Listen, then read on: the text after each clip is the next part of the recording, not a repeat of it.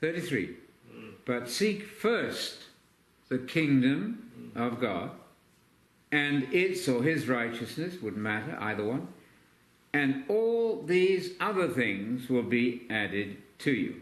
Seek first the kingdom. Make that your objective. What does that mean? You go and teach it to other people.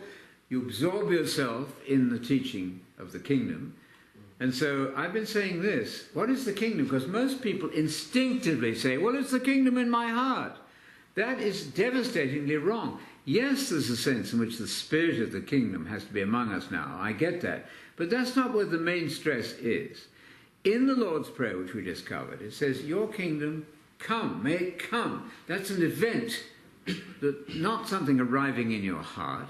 It's an event of the future. Marker is the dominion which will be restored to Jerusalem. Your kingdom come. They knew what that meant in those days. Your kingdom arrive as an external event, not your kingdom spread. You could also argue, of course, that we're trying to spread the truth. That's fine, but seeking first the kingdom would be make the kingdom of God your obsession. Somebody said Jesus had a magnificent obsession with the kingdom of God. That's what you eat and drink for. That's what you live for, the kingdom. Something like that. Make that your aim. And that's Hebrews 11, which says that these people all died, including Enoch and Elijah. Because it says all the prophets died, and also that Enoch died.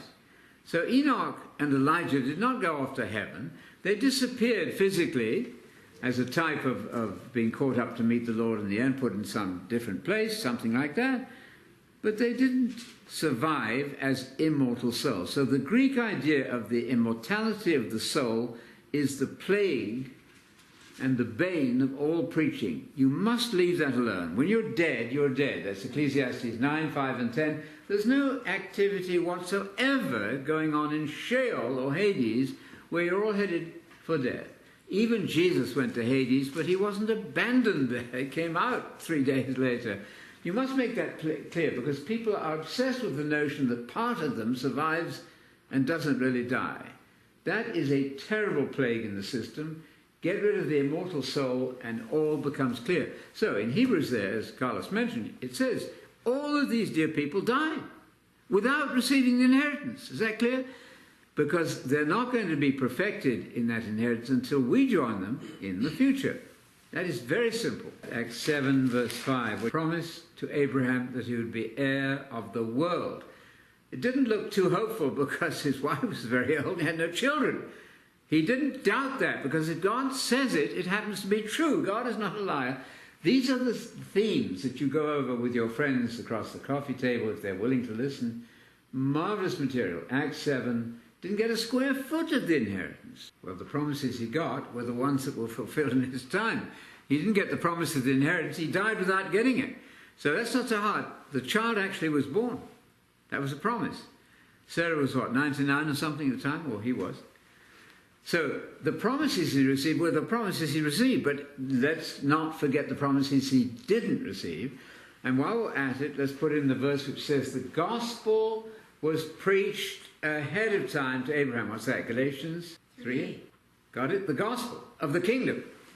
That's property, progeny, and prosperity. 3 P's. The land, offspring, and riches, in that case, was preached ahead of time to Abraham. Galatians 3, that's wonderful.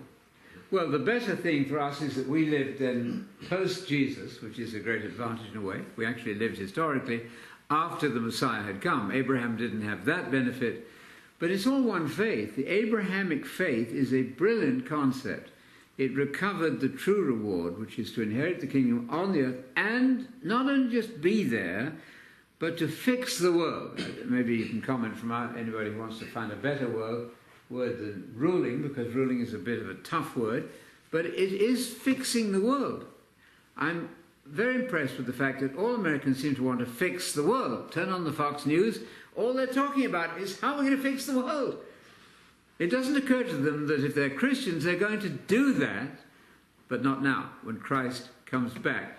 To imagine that you're ruling the world now, in 1 Corinthians chapter 4, is a gross error. Don't imagine you're ruling the world now. You are not. much less imagine that Satan has already been bound. That's called amillennialism from Augustine, hailed as a great Christian, terrible deceiver, who said that the kingdom is essentially now. If the millennium began at the cross, then the resurrection happened then. So these distortions of God's program are very serious because they make the whole thing a huge muddle. That is a disaster. So don't tell me that doctrine doesn't matter. If you confuse Satan with God, you're in bad trouble. Satan is currently ruling the entire system under God's permission. What's that? 1 John 5:18 is a terrific text. 5:19, I think. The devil is in control of the whole system. That's what John said. 1 John 5:19. Revelation 12, verse 7. He's in charge. He's the God of this world. That's not the kingdom of God yet, but it's coming. So if you want to really amaze your friends with clarifying truths, then you'll do Acts 20, verses 24 and 25. You first show all the kingdom texts in Acts, showing that Paul preached exactly the same gospel as Jesus. Isn't that wonderful? Simplicity itself. But particularly in Acts 20, verses 24 and 25, he equates the gospel of the kingdom with the gospel of grace.